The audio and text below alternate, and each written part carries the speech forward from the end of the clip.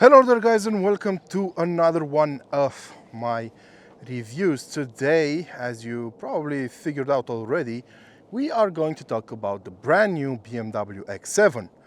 It is a facelift model, and it's one that comes with a lot of changes under the hood. And that's a good thing because this car is prepared for the future, but also on the design front, well, not everyone agrees that the changes BMW made are good. And we're going to talk about all of this today in my latest review. So this is the facelifted X7. And if it feels familiar, that's because you probably saw the BMW i7 review on my channel that I published before this one.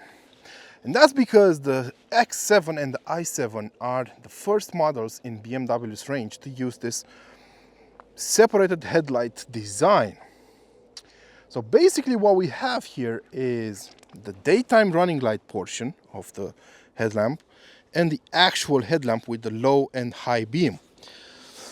If it looks good or not, well, I think it's up to you guys to tell me. I personally prefer the pre-facelift model with the traditional BMW Corona rings and that huge grille. This grille isn't that small either, but I prefer that one because it feels a lot more stylish and a lot more in tune with BMW's older values. This one looks more into the future, and that's fine, I guess, but it's just not a design I like. I would like, though, for you to tell me your opinion in the comments section below.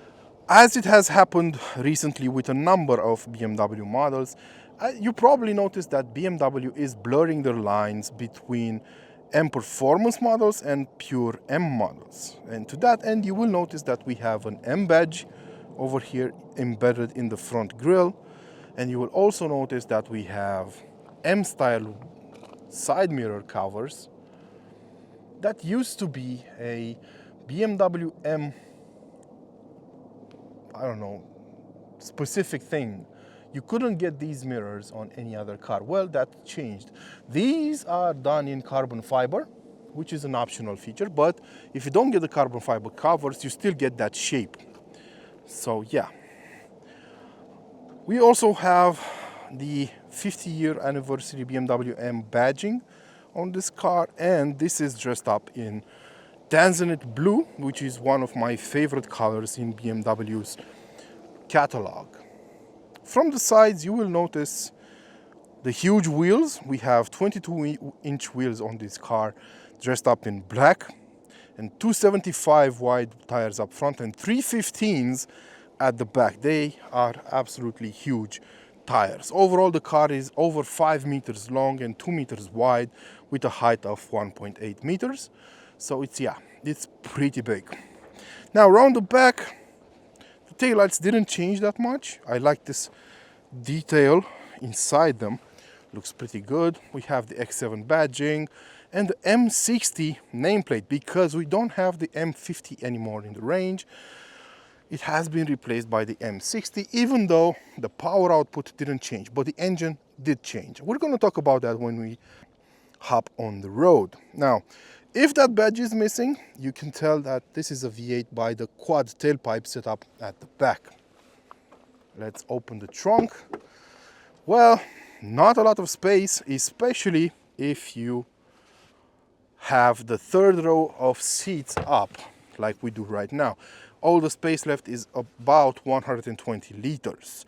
Now, you can fold these seats, though, by using this button.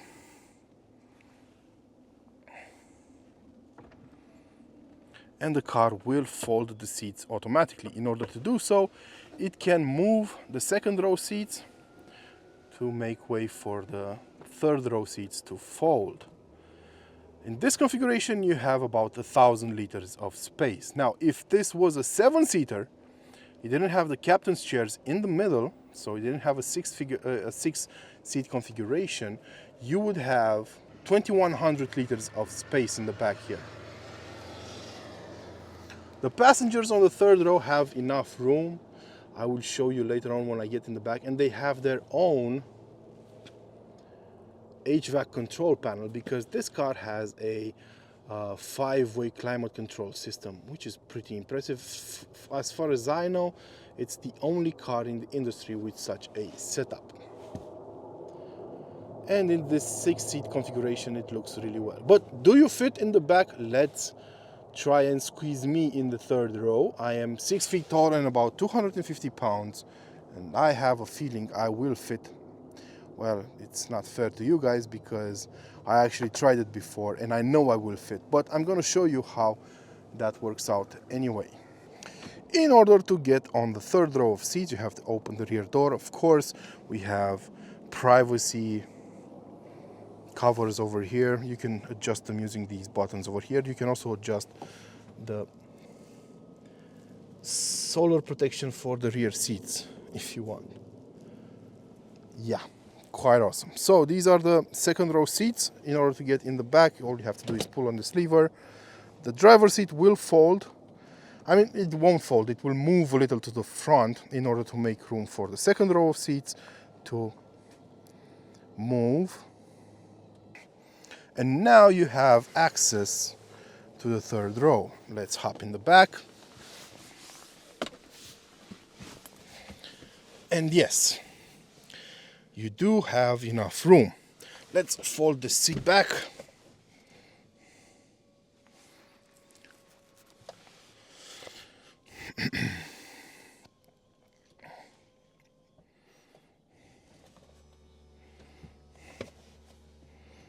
My only complaint is that I cannot fit my feet under the front seat, I mean the second row seat, but this seat is currently in its bottommost position, so it's at the lowest position you can put it. If you raise it, and there's plenty of room to raise it, you will have plenty of room for your feet. But other than that, I fit in the back here. The headroom could have been better, but I am 6 feet tall, 250 pounds. Not a lot of people are of my size, and yet I do fit in the back here. The only complaint I have is in terms of the position of my legs. So you don't have a very comfortable position for longer trips because you will have your knees a bit upwards. So that will put pressure on your back, but I think it's fine, even for longer trips. If you want to fit smaller adults in here, that's going to be fine. But most of the time you will have kids in the back here and they will have plenty of room and their own AC settings. Now let's get out. And this is how you're going to sit in the second row of seats with the captain's chairs. Plenty of room as well. I can fit perfectly in the back of this car. Let's close the door. No issues whatsoever, and it is that quiet in here. So yeah, I can lower the sunshade if I need more sun in my face, and of course we have ambient lighting and everything you possibly need. I love this new design for the backseat storing area. This is the 2-zone climate control area. We have 2 USB-C chargers and 2 cup holders over here. So yeah, you will be able to drive and to cover extensive amounts of ground in the back of this car. I also like the roof liner done in Alcantara, white Alcantara. Pretty nice. Let's hop in the front and talk about the bigger changes that happened over there. So these are the 2-tone individual seats in leather, of course. But that's not what we're here to discuss. We are here to discuss this, the new dashboard. It's a completely new dashboard. It isn't just the screens that changed. So we have the same layout as in the BMW i7. They are quite similar. In terms of the infotainment system, we have the same widget setup. You can arrange them and so on. You have the same background menu for all other functions of the car. So yeah, nothing changed in that regard. It did change in this area though. We have new air vents and the new way of controlling where the air goes. We have this light bar, I would call it, over here, which changes colors with the interior scheme. We lost some buttons. This is like all the buttons we have, and they are touch sensitive. They're not physical buttons. And we have the island over here on the center console, which combines some elements, some old and some new elements. This is a new gear shift lever. This is new, a new setup that we also saw on the BMW i7. We have a new iDrive controller, both of them done in crystals, but we do have the old buttons over here for the driving modes, so that didn't change. Behind the wheel we have an instrument cluster. Let's start the car. This instrument cluster is exactly the same as on the i7, so you can adjust the way it shows information, what information to show, and so on. So nothing different compared to the i7. However, I do have an issue with this setup. It's the way the screens have been positioned in the car. So they are tilted this way.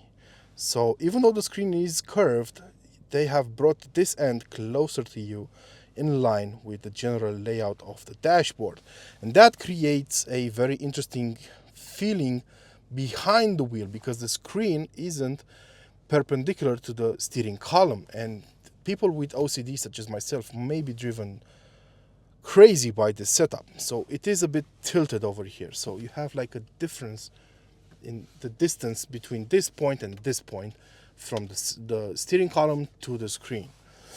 Yeah, that's something I don't like. Other than that, the materials used are impeccable. The fit and finish is impeccable. Nothing to complain about. That said, let's hop on the road and talk about the technical changes that happened on board the BMW X7 facelift.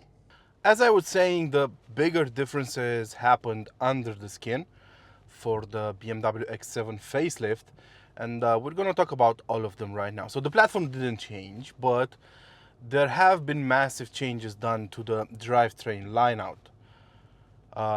Basically, we still have only 3 engine choices available, but they are brand new power plants, and all of them are mild hybrid.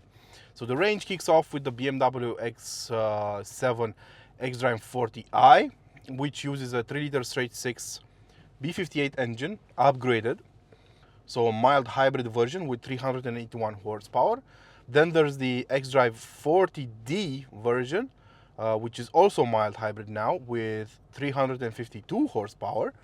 And then there's this one, the BMW X7 M60i. So you probably noticed that the name changed from M50 to M60, but the power output remained the same. So you're probably wondering why that is.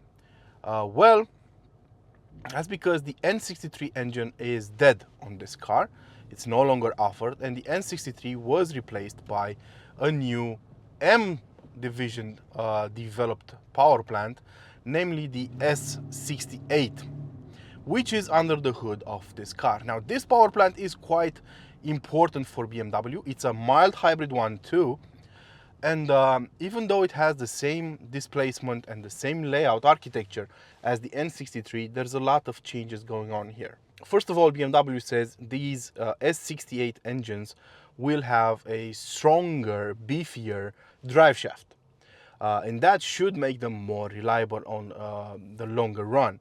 Then there's an improved oil cooling system and an improved oil pan, which should help with lubricating the engine under high G-forces. And then there's also a blow-off valve that was introduced, and of course the fact that we have a mild hybrid setup. What does that mean? It means that we have an electric motor inside the transmission, the 8-speed ZF gearbox, which has a number of functions, from assisting with setting off once the engine has heated up. It can actually start up the internal combustion engine.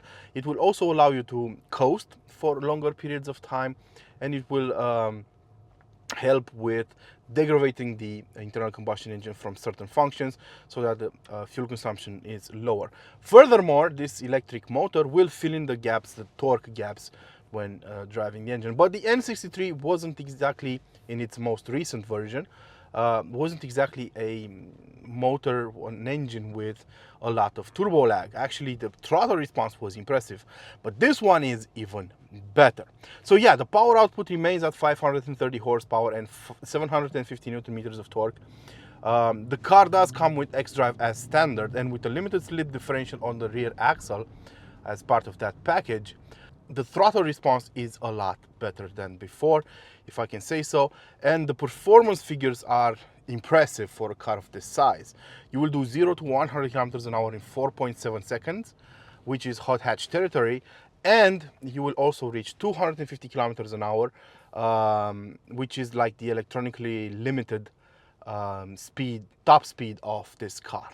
And I think this is its strongest point, because this is the best handling car in this segment by far. It is incredible how well it can keep its composure for this size. Mind you, you always have to keep its size in mind, because you can't compare the way this car handles to an M3 or an M4, for example, not even an M5, because you're sitting way up high and the weight is a lot higher. But considering all of that, how high you sit, how heavy the car is, how long it is, this drives absolutely beautifully in the corners. So it will keep its weight in check perfectly. Shifting the weight from the front axle to the rear axle is done predictably. You are not taken by surprise, and the rear wheel drive bias system, xDrive system, is a peach overall. All of that said, I don't really see the point of having such a car, because in order to achieve that kind of performance, the suspension had to be stiffened up. So if you drive an M60i and you drive an xDrive 40 model, you will notice a big difference in the stiffness of the suspension. Whereas the normal models, the non-M performance model like this one, are soft and comfortable, and the emphasis is on comfort and luxury and space. On this car, the emphasis is on performance. So yes, you will have a stiffer ride overall. And yes, the car will have great performance, but by sacrificing some of the comfort you would expect from a 7 Series on stilts, which this car is, riding on air suspension, which this car has. So it's a very interesting mix. I think this is the most BMW-like SUV, if you will, right now, because while it is big and luxurious, it also offers incredible performance. So it does cater to a very, I'd say, limited niche, the BMW enthusiast niche that actually wants a huge SUV, and it wants the most luxury it can get and the most comfort, while also pushing this car in the bends quite hard. And trust me, I did it a lot and it didn't even skip a beat. It is absolutely maddening how well this car can handle, how fast it is considering its size. I had like 4 friends with me, huge guys, every single one of them filling up a seat in this car, and we went driving and we had the fun of our lives with this car, and we were always in the best of comfort. Imagine doing that with an M5. I don't think I could have done that with an M5, because while the M5 is not exactly a small car, it doesn't come close to the X7, and we had, like I said, all of the comfort and the space in the world. So this makes it a very unique offer, if you will, a very unique model on the market that caters to a number of very limited prospective buyers. I am very impressed by what BMW achieved with this car. I would have liked a bit more feedback through the steering wheel. I would have liked a less sensitive brake pedal. I think it's a bit too incisive in the first, I don't know, 2 centimeters of the pedal travel. So it's a bit too incisive for my taste. But you can actually modulate it really nicely when driving fast. I love the fact that I could drift this car. So yeah, I was able to drift this car, this huge car, and it was a lot of fun. What I would have liked is for BMW to offer the M Performance suspension and everything that goes with it as an optional feature. That would have been great, because I would have liked to be able to buy this car with a V8 without this stiff suspension. because I think that would have been like a perfect mix of performance and comfort and luxury. But unfortunately, that's not available right now. Maybe BMW will do it in the future, or maybe you can just go and buy an Alpina XB7, which is even more powerful, but from what I could gather is a bit more comfortable in its most comfortable driving mode. Yeah, prices for this car will vary. Around here they start, this X7 M60 starts at 126,000 euros, and the car you're seeing right here is 150. Is that too much? Well, it depends. I think its main rivals are the Range Rover right now, the P53, the P530. I have a review with that car, as well as the Mercedes-Benz GLS or the Audi Q7. The Q7 is the cheapest, the most affordable out of all of them. And in order to compete with this car, you would probably have to get the RS Q8. The GLS 63 is quite an impressive machine as well, while the Range Rover also uses a V8, a BMW source V8, but it's not the S68, it's the N63. It's not the mild hybrid solution like the one we have over here. And this one actually is now available in two power guises, if you will. So you can order it with 530 horsepower or 625 horsepower, because the S68 is replacing the S63 as well on the X5M, on the X6M, and so on. And this engine will also be used by the BMW XM. So yeah, it's an important power plant for BMW, and it's a pretty darn good one. I should mention the fuel consumption figures to convince you of that, and that's 15 liters per 100 kilometers covered inside the city, and about 10 liters outside on the highway. So yeah, pretty good fuel consumption figures overall for a car this size and with this much power. Now let me know which car you would get in this segment. Personally, I would go for the Range Rover, because I don't see the point of having these cars offer so much performance in this kind of packaging. I don't see the point in it. So if I want to buy a 7 Series, I buy it for the comfort and the luxury it offers, not for the driving experience. If I want to buy an X7, I buy it for the luxury. I'm not going to drive it hard, so I would prefer it if BMW would offer this with a slightly less aggressive setup on the suspension, and that's what the Range Rover offers. I think the Range Rover has a better interior. I think it has a better fit and finish. And now with a V8 from BMW, I think it is the perfect choice for me, myself. But I'd like to know if you guys agree or not. Let me know in the comment section below. And until next time, don't forget to feed your passions. Ciao.